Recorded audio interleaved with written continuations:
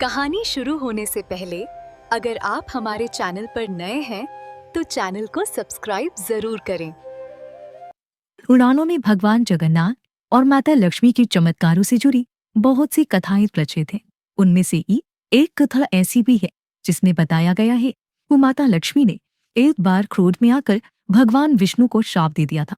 पर ऐसा क्या हुआ था जो देवी लक्ष्मी को भगवान विष्णु को श्राप देना पड़ा? इसकी कथा जुड़ी है भगवान जगन्नाथ और इनके बड़े भाई बलराम से। एक दिन इसी समय के दौरान लक्ष्मी देवी ने एक वृद्ध ब्राह्मणी का स्वरूप लिया और अलग अलग घरों में जाने लगी। जाते ही भी उन्होंने देखा कि दोपहर होने को आ रही है, लेकिन फिर भी एक बड़े व्यापारी के घर में उसकी पत्नी अभी सोकर ही उठी थी, इसलिए घर में सफाई भी नहीं हुई थी और ना कोई पूजा।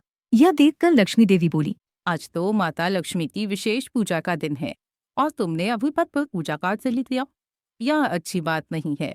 आज तो तुम्हें प्रातः जल्दी उठकर देवी लक्ष्मी को प्रसन्न करने के लिए ये विशेष पूजा अर्चना करनी चाहिए थी।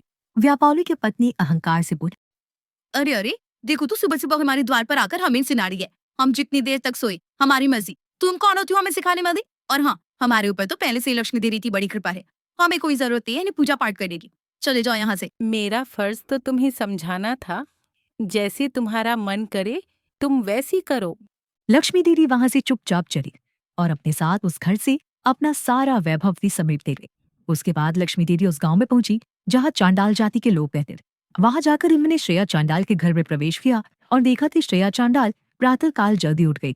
उसने संपूर्ण घर की सफाई की थी और लक्ष्मी देवी की पूजा की तैयारी कर रही। ये देखकर लक्ष्मी देवी अत्यंत प्रसन्न हुई और उन्होंने उस घर में अपने ऐश्वर्य की वृद्धि की। अब यह देखकर बड़े भैया बलराम जी को बड़ा गुस्सा आया। फिर मैंने जगन्नाथ जी से कहा, ना देखो तो तुम्हारी पत्नी एक चांडाल के घर में जाकर आ रही है। क्या उसे नहीं पता कि ये लोग अशुद्ध होते हैं और किसी भी नियम का पालन नहीं करते? नहीं, अब वो हमारे मंदिर में प्रवेश करने के योग्य नहीं रही, इसलिए अब तुम्हें लक्ष्मी का त्याग करना होगा। लेकिन भैया, लक्ष्मी ने इसके लिए पहले से ही मुझसे अनुमति ले ली थी कि आज के दिन वो अपने भक्तों के घर जाएगी और फिर उनकी पूजा तो कोई भी कर सकता है ना। फिर वो एक ब्राह्मण और एक चांडाल में भेदभाव कैसे कर सकती है? मुझे कुछ नहीं सुनना। मैंने जो आदेश दे दिया उसका पालन करो। अपनी पत्नी को त्याग दो, अन्यथा। जगन्नाथ जी ने बीच में ही बात काटते हुए उस बात को वही खत्म करने का प्रयास करते हुए कहा, चलिए छोड़िए इन सब बातों को, मुझे तो बहुत भूख लगी है। देखो, तुम मुझे इस प्रकार मूर्ख बनाने का और अपनी बातों में उलझाने का प्रयास मत करो।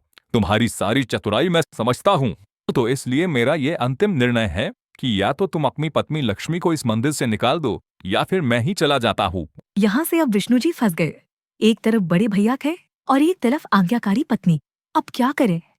आखिर में थक हार कर उन्होंने देवी लक्ष्मी को बुलाया और उनसे कहा, देवी, क्योंकि आप आज के दिन एक चांडाल के घर में गई थीं, इसलिए बड़े भैया बलराम जी की आज्ञा है कि अब से आप इस श्री मंदिर में प्रवेश नहीं कर सकते। किंतु स्वामी, आप तो जानते ही हैं कि मैं आपकी अनुमति लेकर ही प्रत्येक वर्ष इस समय के दौरान अपने भक्तों के घर उन्हें आशीर्वाद देने जाती हूँ।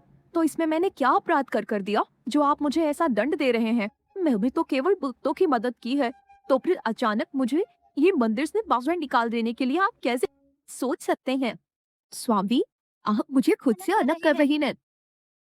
अब जगन्नाथ जी के पास लक्ष्मी देवी के इन प्रश्नों का कोई उत्तर नहीं था। वे मौन रहे और उनके इस मौन का अर्थ यही था कि वे अपने बड़े भैया के आदेश के सामने लाचार थे।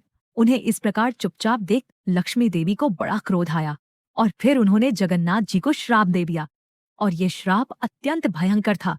स्वामी, मेरे किसी अपराध के बिना आपने मुझे जो दंड दिया है उसके लिए मैं आपको श्राप देती हूँ कि अगले 12 वर्षों तक आपको पेट भरकर भोजन प्राप्त नहीं होगा। आपकी रागिनी कभी शांत नहीं होगी और अंत में आपको मेरे हाथों से बने हुए भोजन को स्वीकार करने के बाद ही संतुष्टि मिलेगी। माता लक्ष्मी के क्रोध में दिए श्राप के कारण भगवान जगन्नाथ जी कई वर्षों तक भूखे रहे। अगर आप जानना चाहते हैं कि आगे क्या हुआ तो कमेंट में लिखिए पार्ट 2